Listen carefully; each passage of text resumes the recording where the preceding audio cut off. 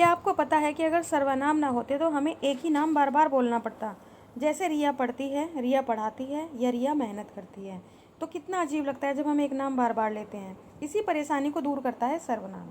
सिर्फ 30 सेकंड में समझिए सर्वनाम क्या है और इसे कैसे पहचानें। देखिए, सर्वनाम किसे कहते हैं। सर्वनाम होते हैं जो संज्ञा के स्थान पर जिनका प्रयोग किया जाता है, उन्हें सर्वनाम कहते हैं। और सर्वनाम के 6 भेद होते हैं। पुरुषवाचक सर्वनाम, निजवाचक सर्वनाम, अनिश्चयवाचक सर्वनाम, निश्चयवाचक सर्वनाम, संबंधवाचक सर्वनाम और प्रश्नवाचक सर्वनाम। अब देखिए, समझते हैं पुरुषवाचक सर्वनाम क्या होता है। देखिए, पुरुषवाचक सर्वनाम होते हैं जब हम कहीं किसी ये प्राणी के लिए प्रयोग किया जाता है, जैसे मैं, तुम, वह या कोई नाम। ऐसे ही निजवाचक सर्वनाम, निजवाचक सर्वनाम स्वयं के लिए प्रयोग किया जाता है, जैसे मैं स्वयं बाजार से सब्जी लाया। अनिश्चयवाचक सर्वनाम होता है जो किसी भी चीज़ को निश्चित ना करे। जैसे देखिए, कोई दरवाजे पर खड़ा है तो ये निश्चित नहीं है कौन खड़ा है, देखकर ही पता चलेगा कौन है, तो ये अनिश्चयवाचक सर्वनाम कहलाता है।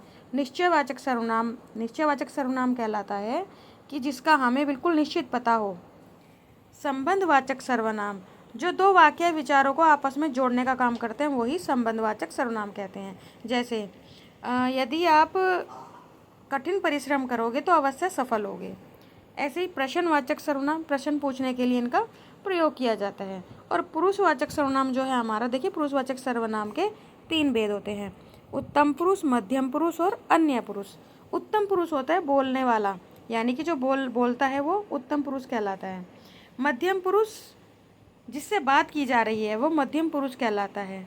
अन्य पुरुष जिसके बारे में हम बात कर रहे हैं वो अन्य पुरुष कहलाता है।